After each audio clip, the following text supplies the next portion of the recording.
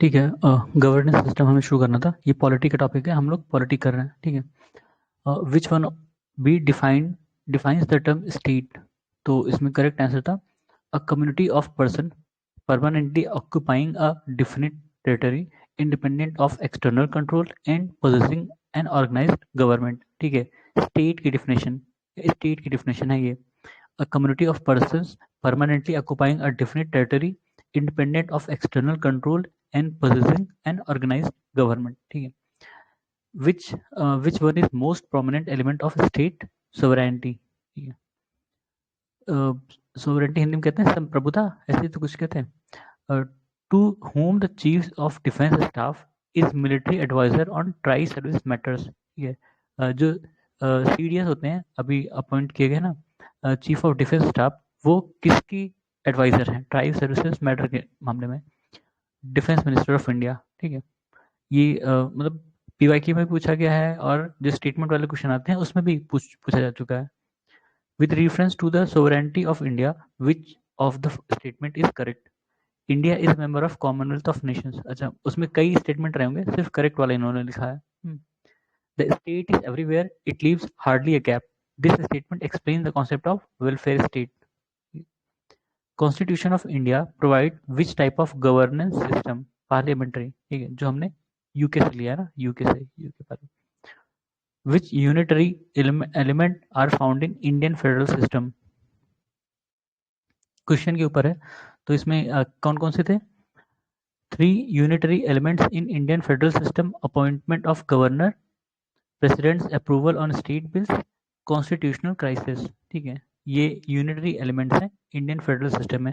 Although federation या federal का जिक्र कॉन्स्टिट्यूशन में कहीं नहीं आया है, बस जो हमारे यहाँ का कॉन्स्टिट्यूशन सेटअप है उससे हम अंदाजा लगाते हैं कि हाँ फेडरेशन है कुछ हद तक। विच of the following is not a feature of good governance? Red tapism. Red tapism क्या होता है? जो ऑफिशियल डॉक्यूमेंट्स होते हैं उनको लाल फीते में बांधते हैं। ठीक है, तो वही रेड टेपिज्म। बहुत ज़्यादा टाइम लेती है ब्यूरोक्रेसी किसी भी चीज़ को अप्रूव करने में। Which is not a feature of Indian constitution? Presidential government. ये तो मतलब ऑप्शंस में रहा होगा presidential government. Out of the following statement choose the one that brings out the principle underlying the cabinet form of government. तो इसमें statement में कौन सा सही था? mechanism of parliamentary democracy for ensuring collective responsibility of the government to the people। ठीक है। Actually अगर जब भी पार्लियामेंट्री की बात आए, पार्लियामेंट्री सिस्टम, तो उसमें एक ही चीज होता है कि जो गवर्नमेंट है या हाँ स्पेशली गवर्नमेंट है, वो लोगों के प्रति वो है रिस्पॉन्सिबल है। ठीक है। in which report of the second administrative reform commission barriers of good governance in India have been identified। ये तो बहुत ज़्यादा मतलब एक्चुअल क्वेश्चन हो गया। Citizen centric administration the heart of governance. ठीक है, ये सेकंड एआरसी रिपोर्ट है उसके बारे में क्वेश्चन है ये कि किसमें गुड गवर्नेंस के बारे में कहा गया है। There is parliamentary system of government in India because council of minister is responsible to the Lok Sabha. ठीक है, उसमें कई ऑप्शन रहे होंगे जो डेमोक्रेसी को भी डिफाइन कर रहे होंगे, लेकिन स्टेटमेंट कौन सा सही था? Council of ministers is responsible to the government. ठीक है। The main advantage of parliamentary form of government is that executive remains responsible to legislature। ठीक है। In Indian context, principles are implied institutionally in parliamentary government। कौन कौन से? Members of the cabinet are members of the parliament। Minister hold office till they enjoy confidence of parliament, etc। ठीक है, तो हमारे यहाँ भी यही सिस्टम है, जो कैबिनेट के मेंबर हैं वो पार्लियामेंट के मेंबर भी होते हैं। ठीक है।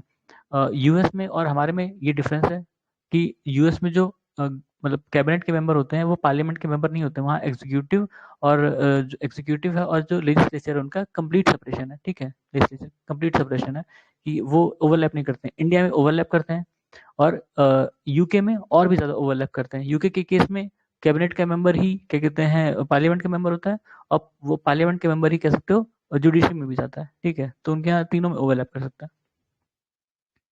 In uh parliamentary system of government legislature controls executive. ठीक है, पार्लियामेंट्री सिस्टम में लेजिस्लेचर कंट्रोल्स एग्जीक्यूटिव।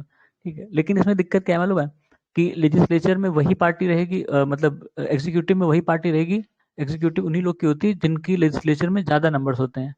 तो अल्टीमेटली वो खुद को ही कंट्रोल कर रहे होते हैं, ठीक है। मतलब मजाक है लेकिन ठीक है। A parliamentary system of government is one in which government is responsible to the parliament and can be removed by it. We adopted parliamentary democracy based on British model, but how does our model differ from that model? ठीक है, मतलब कह रहा है कि जो British model है उसी के मॉडल पर हमारा जो पार्लियामेंट्री सिस्टम है, लेकिन किस सेंस में हम डिफरेंट हैं उनसे। As regard to legislation, the British Parliament is supreme or sovereign, but in India, the power of Parliament to legislate is limited. ठीक है, सुप्रीमेसी के सोवरेंटी के केस में कह रहा है कि ब्रिटिश पार्लियामेंट जो है वो सुप्रीम या सोवरेन है, वो किसी भी चीज़ पर कानून बना सकती है, उसके लिए वो सक्षम है। लेकिन इंडिया के केस में ऐसा नहीं है। जो इंडिया की पार्लियामेंट की पावर है वो लिमिटेड है, ठीक है। मतलब जो लेजिस्लेट करने की पावर है वो लिमिटेड है। कैसे लिमिटेड है कि एक तो शेड्यूल 7 हो गया, ठीक है। जो शेड्यूल 7 में मेंशन है कॉन्करेंट और स्टेट लिस्ट, खैर उसके लिए तो अलग प्रोविजन है। तो उसमें एक तरह से जो मतलब यूनियन की लिस्ट है उस पे ही पार्लियामेंट बना सकती है। स्टेट भी बना सकती है पर उसके लिए कंडीशन है, कॉन्करेंट में भी बना सकती है, ठीक है। उसके अलावा सुप्रीम कोर्ट जो है उसके पास रिव्यू की पावर है, वो रिव्यू कर सकता है इनके किसी भी कानून को और उसको नल एंड वॉइड करार दे सकता है, ठीक है, अगर किसी भी तरह का वो वायलेशन कर रहे हैं। In a presidential government, all the executive power are vested in president. ठीक है. The cardinal feature of political system in India are it is democratic republic, parliamentary form of government, supreme power vested in people of India. ठीक है. क्योंकि जो preamble है उसमें क्या लिखा है, we the people of India, तो जो अल्टीमेट पावर है वो लोगों के पास है। Consider the following statement, India is democratic polity, India is a sovereign state. India India has a democratic society. India is a welfare state. तो इसमें कौन सा स्टेटमेंट करेक्ट है? इसमें सारे ही स्टेटमेंट करेक्ट है, ठीक है। विच is not a feature of polity authoritarian government, मतलब इंडियन पॉलिटी की कौन सी इसमें से फीचर नहीं, अथॉरिटेरियन गवर्नमेंट। अथॉरिटेरियन मतलब कैसे कह सकते हो, मतलब अथॉरिटेरियन मतलब जो जो मतलब अपने हिसाब से काम करे, ठीक है, एक तरह से। अथॉरिटेरियन नहीं है क्योंकि कॉन्स्टिट्यूशनल डेमोक्रेसी ना, कॉन्स्टिट्यूशन के हिसाब से ही काम करते हैं, गवर्नमेंट जो भी है कॉन्स्टिट्यूशन को बाइंड करती है, कॉन्स्टिट्यूशन के हिसाब से चलेगी, अपने हिसाब से कुछ भी नहीं कर सकते। विम्स एंड फैंसी एक वर्ड होता है, अपने अच्छा अनुसार इच्छा अनुसार जैसा कुछ करना चाहे। The aim of welfare state is the management of the welfare of weaker section, ठीक है। वेलफेयर स्टेट का मतलब सिर्फ वीकर सेक्शन ही नहीं, वैसे तो ठीक है, मेन पर्पस यही है कि जो डाउन ट्रोडन लोग हैं या सोसाइटी है या कम्युनिटी है उसको ऊपर उठाना। लेकिन वेलफेयर स्टेट सबके लिए ही काम करती है, सिर्फ एक लोग के लिए या एक एक कम्युनिटी के लिए नहीं करती, ठीक है, सबका वेलफेयर देखती है। विच is not the philosophy of constitution of India communist state, ठीक है। ये मतलब क्वेश्चन के हिसाब से था, communist state. What is the main source of political power in India, the people, बताया था ना, वी द पीपल, तो पीपल अल्टीमेट पावर सोर्स जो है वो लोग हैं। Which is the basic feature of presidential government, single executive, ठीक है। The main feature of presidential form of government is are head of executive is the president. Presidential form में कह रहा है कि वहाँ जो हेड ऑफ एग्जीक्यूटिव होते हैं वो प्रेसिडेंट होते हैं।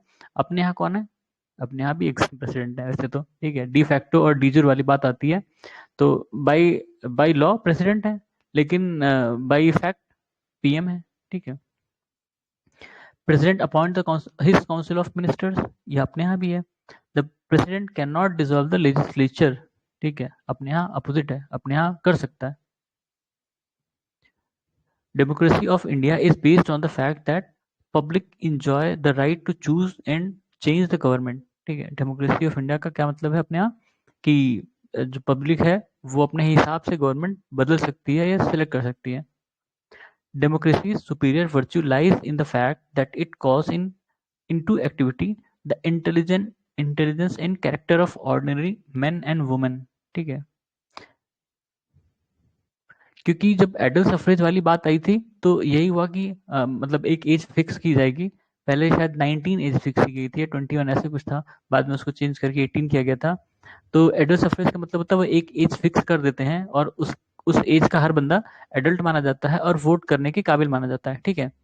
तो अब अगर 18 अपने यहाँ जैसे एडल्ट सफरेज है, एज जो है 18 है, ठीक है। तो 18 के ऊपर 18 कंप्लीट जो भी हो गया है बंदा, वो वोट दे सकता है। तो ये माना जाता है वो सोचने समझने में इतना सक्षम है कि वो अपने हिसाब से सही गलत समझ सकता है, ठीक है।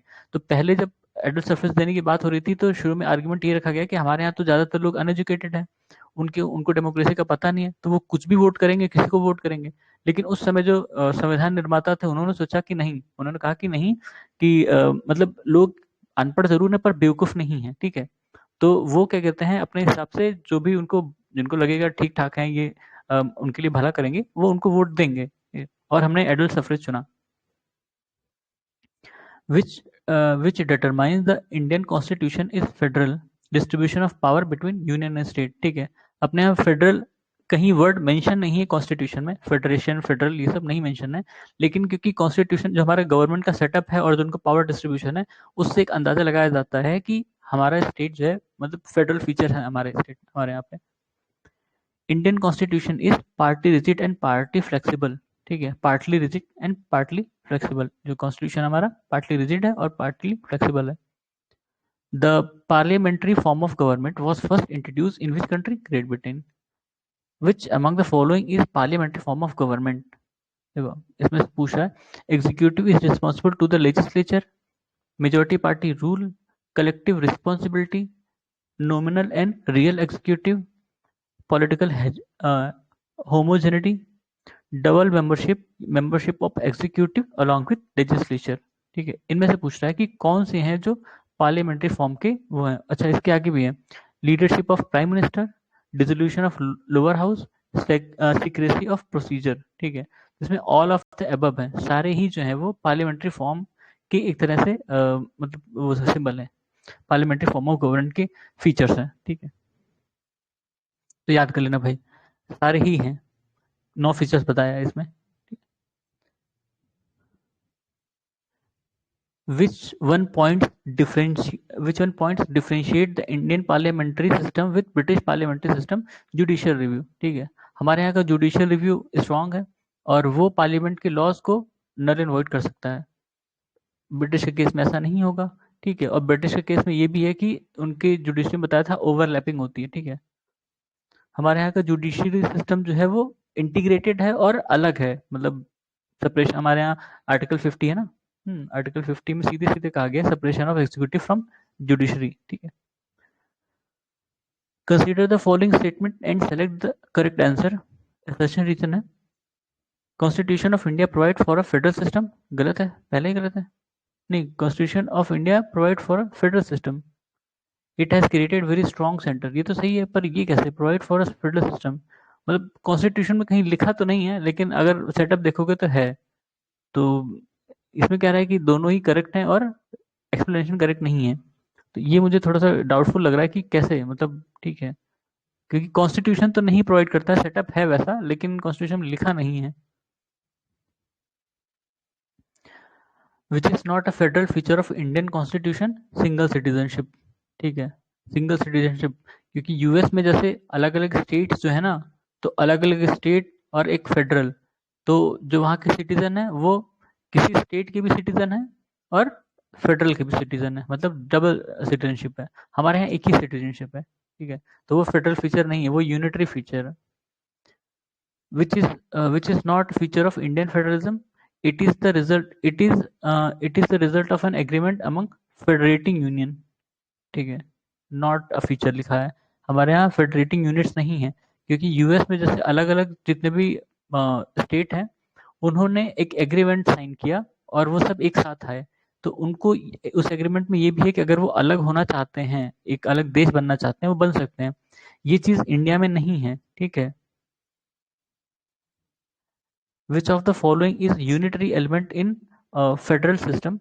Appointment of governor, unequal representation in राज्य सभा, ऑल इंडिया सर्विसेज, ठीक है। अपॉइंटमेंट ऑफ गवर्नर कैसे? यूएस के केस में गवर्नर्स इलेक्ट होते हैं, ठीक है। गवर्नर जो है वो उनके स्टेट के हेड होते हैं। हमारे यहाँ अपॉइंट होते हैं, ठीक है। अनइक्वल रिप्रेजेंटेशन इन राज्यसभा, हमारे यहाँ देखो यूपी को सबसे ज्यादा सीट है और कुछ ऐसे स्टेट है जिनको एक ही मिला है, एक सीट, ठीक है। लेकिन यूएस के केस में क्या है, सबको 2 सीट मिली है, ठीक है, चाहे वो स्टेट छोटा हो चाहे बड़ा हो, उनको 2 सीट है। और ऑल इंडिया सर्विसेज एक मतलब जो यूनिटरी फीचर है एक तरह से, ठीक है, क्योंकि स्टेट की अलग सर्विसेज होती हैं और मतलब उनके यहाँ प्रोविंसेस की अलग होंगी और फेडरल की अलग होंगी, ठीक है। Which state about the which statement about the federal system in India are correct? The Constitution introduces a federal system as basic structure of government. Correct बोल रहा है, Constitution introduces a federal system as basic structure of government. There is a strong admixture of unitary bias. ठीक है, दोनों ही correct बोल रहा है। Although ये फेडरल वाला थोड़ा सा मतलब कॉम्प्लेक्स है, क्योंकि अपने यहाँ कॉन्स्टिट्यूशन में कहीं भी फेडरल सिस्टम, फेडरेशन, ये सब का जिक्र नहीं है, कहीं लिखा नहीं, मेंशन भी नहीं है। बस हमारे यहाँ का सेटअप ऐसा है कि वो फेडरल लगता है। जैसे पावर का डिस्ट्रीब्यूशन है, ठीक है, यूनिटरी और मतलब यूनियन में स्टेट, ठीक है, उनका पावर अलग अलग है, तो उससे हम अंदाजा लगाते हैं। The central and state government get authority from Indian constitution. फिर असर्शन रीजन है, president of India is elected indirectly, ठीक है, पहले स्टेटमेंट मतलब असर्शन है। रीजन क्या है, parliamentary system in India has been combined with republicanism, ठीक है। तो ये दोनों स्टेटमेंट सही हैं और ये करेक्ट एक्सप्लेनेशन भी है। रिपब्लिकनिज्म में क्या होता है, आपने अभी यूएस इलेक्शन फॉलो किया होगा, उसमें देखा होगा कि उनका जो प्रेसिडेंट का इलेक्शन है वो भी डायरेक्ट इलेक्शन नहीं है, ठीक है, वो एक कोलाज इलेक्ट करते हैं और वो कोलाज जो है प्रेसिडेंट को इलेक्ट करता है, ठीक है, तो वो भी इनडायरेक्ट ही है। हमारे यहाँ भी यही सिस्टम है कि हमारे यहाँ के जो इलेक्टेड मेंबर्स हैं पार्लियामेंट की और स्टेट लेजिस्लेचर के, ठीक है, वो लोग इलेक्ट करते हैं प्रेसिडेंट को, ठीक है, वो इलेक्टोरल कोलाज बनाते हैं और वो इलेक्ट करते हैं प्रेसिडेंट को, ठीक है। The correct statement is assertion reason है, political parties are life blood of democracy. Normally people blame political parties for bad governance. अब मतलब इसमें दोनों ही सही है, वैसे तो एक्सप्लेनेशन कैसे सही है नहीं पता, ठीक है। करेक्ट स्टेटमेंट क्या है, अच्छा assertion reason again, the nature of Indian political system embodies the element of continuity and change, ठीक है।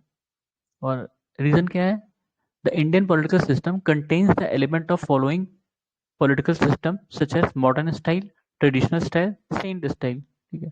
तो सारे दोनों ही करेक्ट स्टेटमेंट है और करेक्ट एक्सप्लेनेशन बोल रहा है।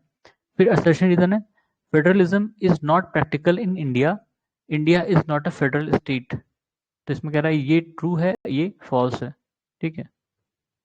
India is not a federal state, मतलब वैसे तो देखा जाए हमें यही ट्रू लग रहा है, क्योंकि फेडरल नहीं, हम कहीं लिखा नहीं है, लेकिन हमारा जो सेटअप है वो थोड़ा सा फेडरल वाला है कि स्टेट है और बीच में उसके ऊपर यूनियन है, ठीक है। Assertion reason है, the primary objective of India's federal design was to weave a nation out of its many diverse parts and protect national integration. Reason क्या था, accommodation of diversities has built a stronger not weaker Indian nationhood, ठीक है। तो दोनों ही चीज सही है, statement दोनों सही है और करेक्ट एक्सप्लेनेशन भी है।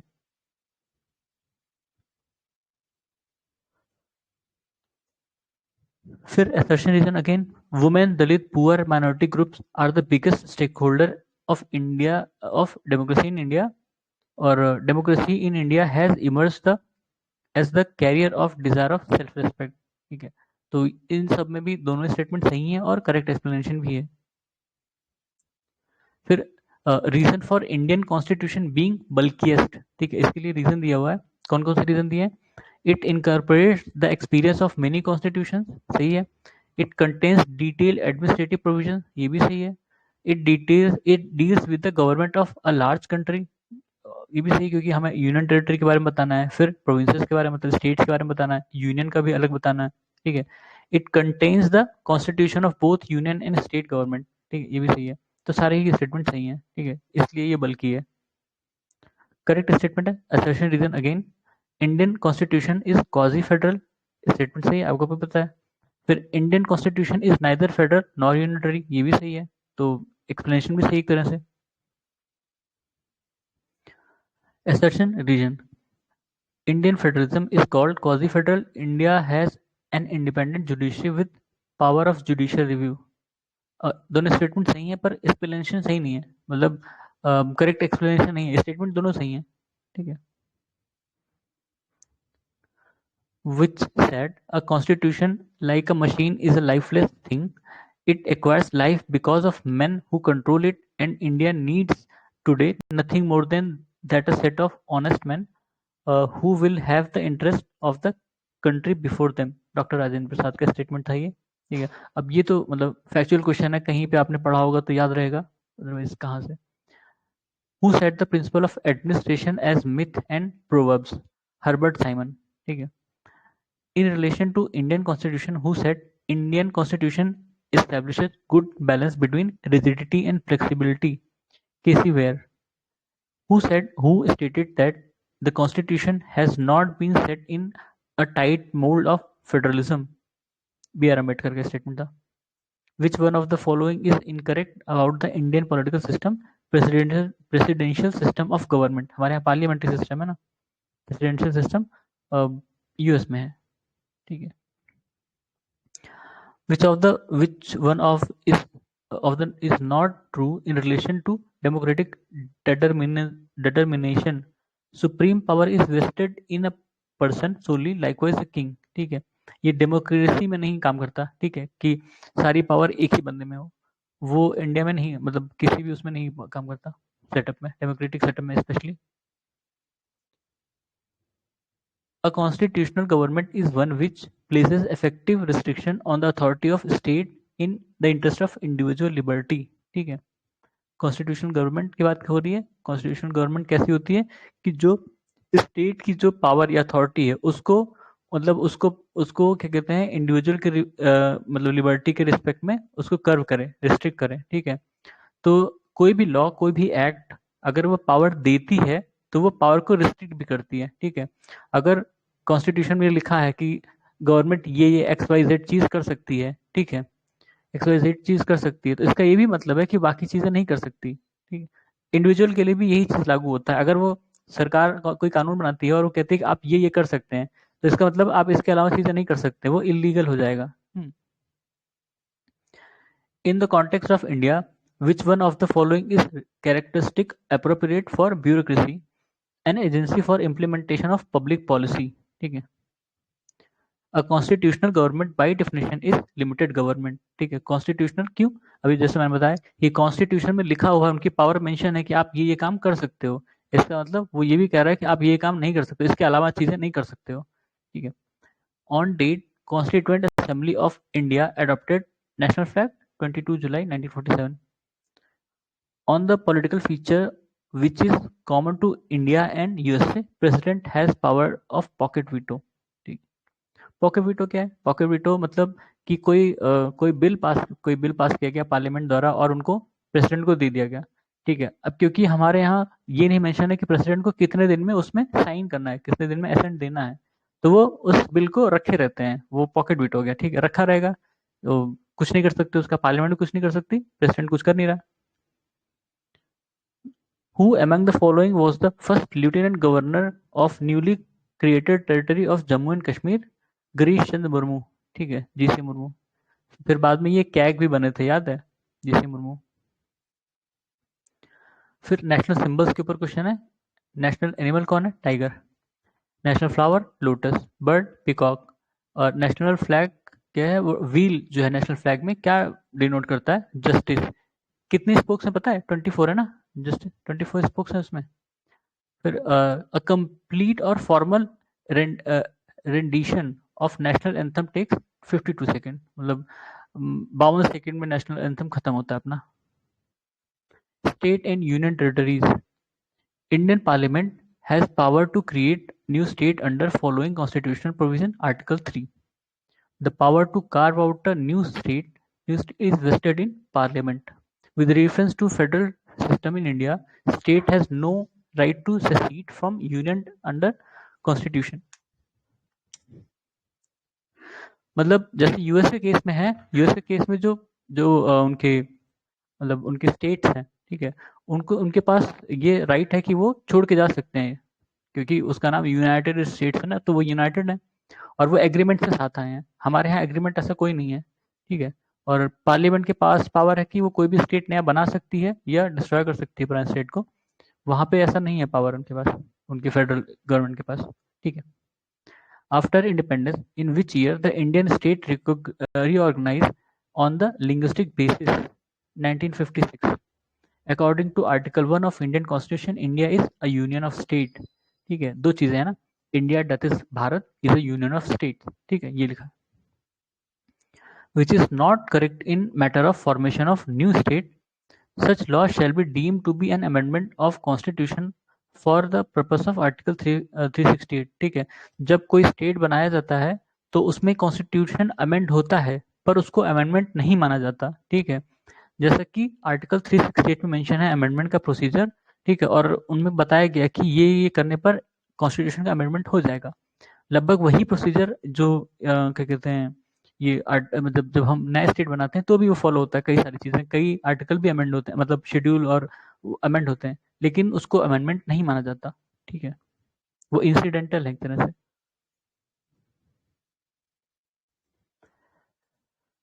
फिर creation of new state require which type of majority for constitutional amendment? Simple majority. Union territories in India are administrated by president, ठीक है। वैसे तो इसके लिए एडमिनिस्ट्रेटर होते हैं ना, administrator,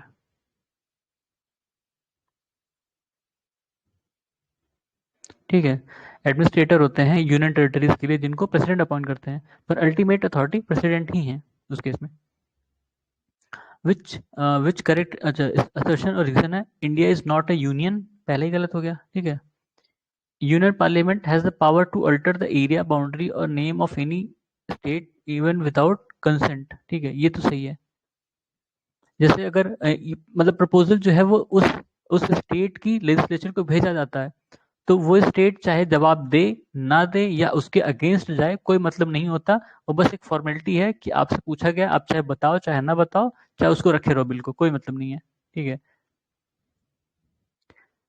it is not a constitutional provision for formation of new state. कौन सा है? अ स्टेट में इंक्लूड अ यूनियन टेरिटरी, ठीक है, ये नहीं है कॉन्स्टिट्यूशन प्रोविजन में।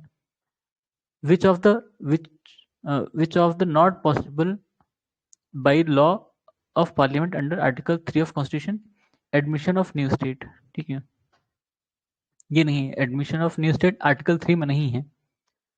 विच करेक्ट, इनकी इंग्लिश बड़ी खतरनाक है भाई। विच करेक्ट रिगार्डिंग फॉलोइंग, मतलब इसमें से पूछ रहा है कि कौन सा करेक्ट है। The term union of state has been used in the constitution because Indian state have no right of separation, ठीक है। SK Dhar Commission has given preference to administrative convenience rather than language for reorganization of state. Congress committee including Jawaharlal Nehru, Sardar Patel, Pattabhi Sitaramaiah was not in favor of reorganization of state on the basis of language, ठीक है। सारे statement correct हैं। वो फजल Ali committee थी ना, फजल अली वाली committee थी जो शायद जिसने लैंग्वेज बेसिस पर कहा था कि ऑर्गेनाइज कर सकते हो, ठीक है।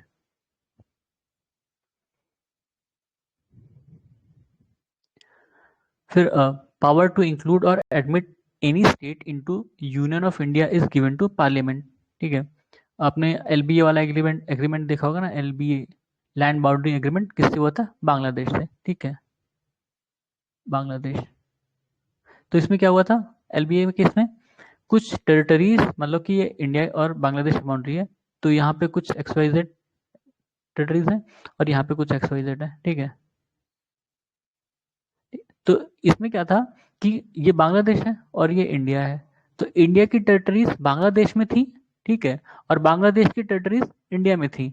अब दिक्कत क्या होती थी कि ये देश, ये जगह जो थी, ये है बांग्लादेश का, पर ये इंडिया में पड़ रहा है। अब ये बेचारे यहाँ के इंडिया के सिटीजन तो है नहीं, वो बांग्लादेश के सिटीजन है, ठीक है। और ऐसा ही केस इनके साथ था, ये इंडिया के सिटीजन है पर है बांग्लादेश में, और फिर इनको मतलब यहाँ से यहाँ जाने के लिए वीजा चाहिए, ठीक है।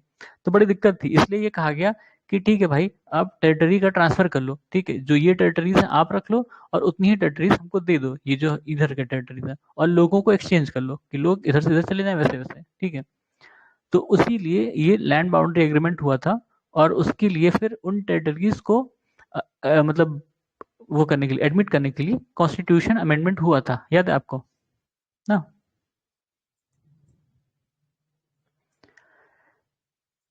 ठीक है। If a new state is to be form, which schedule of the constitution will need to be amended? First schedule. ठीक है। How many union territories are there in India? 8। अभी तो शायद 9 हो गया ना जम्मू कश्मीर के बाद, ये उसके पहले का क्वेश्चन होगा। How many seats are reserve for UTs in Lok Sabha? 20। How many state and UTs did the state reorganisation commission created in 1956? 14 state और 6 यूटीज बनाए गए थे शुरू में, मतलब 1956 में। उसके बाद से तो अब तो कई सारे स्टेट हैं और कई सारी यूटीज हैं। The capital of which state has not been renamed after attainment of freedom? Andhra Pradesh. ठीक है। अब ये तो फैक्चुअल क्वेश्चन है।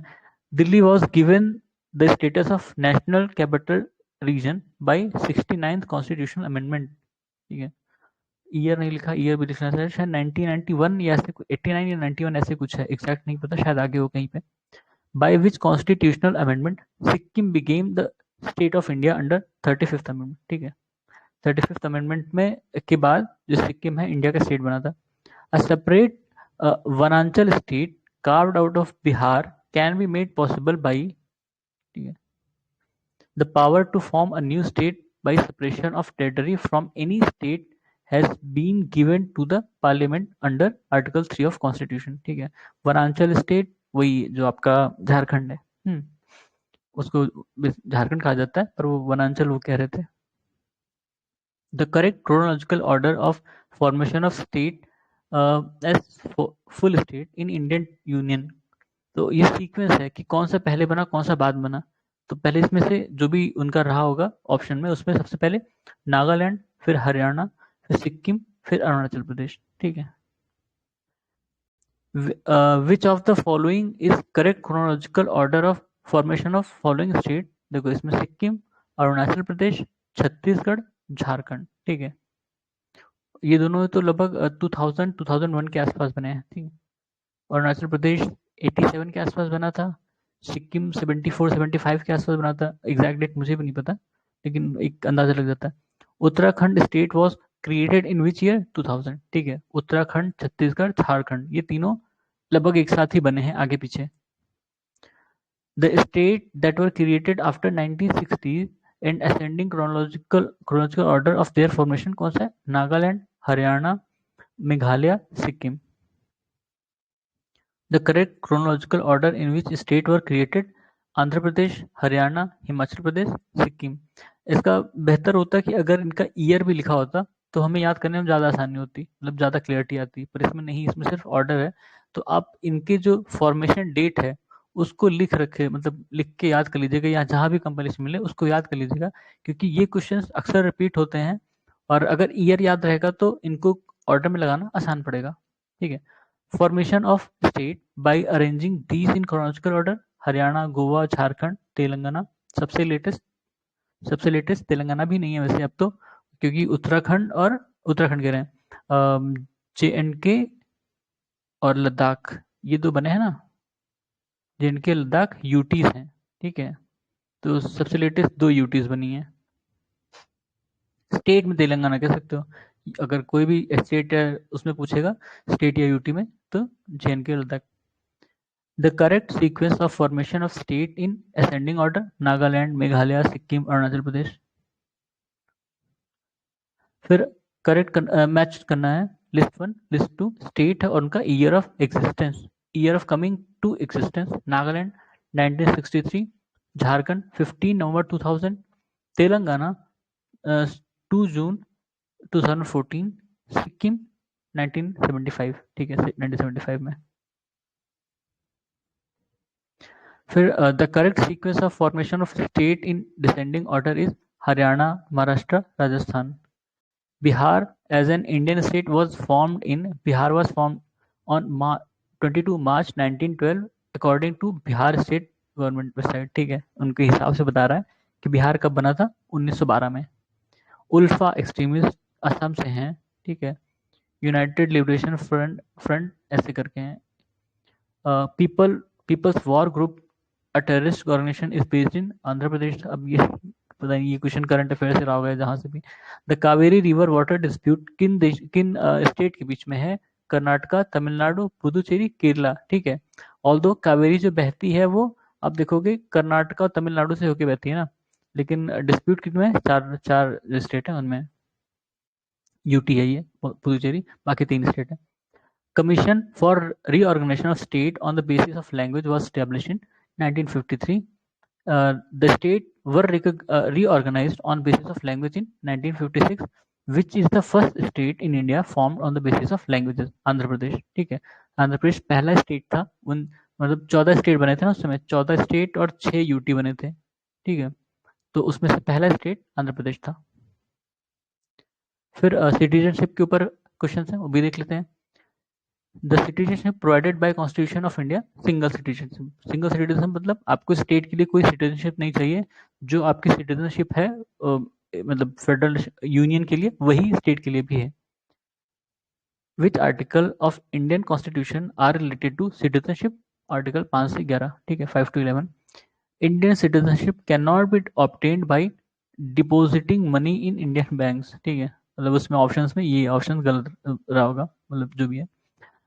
Who is not eligible for registering as overseas citizen of India, India cardholder under Citizenship Amendment Act 2015?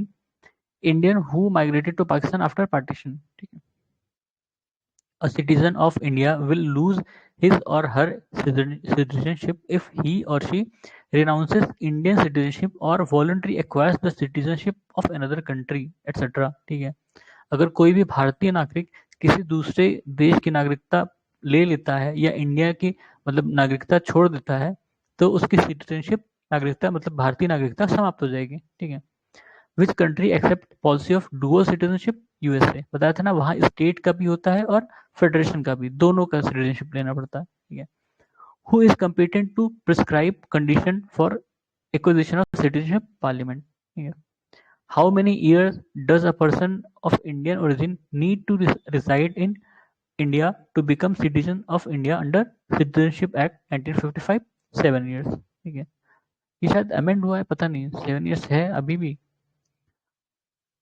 When was the Citizenship Amendment Bill 2019 passed by Parliament? 11 December 2019। अब ये तो ज़्यादा ही फैक्चुअल हो गया। ठीक है, तो फंडामेंटल राइट्स हम बाद में शुरू करेंगे, तब तक के लिए धन्यवाद।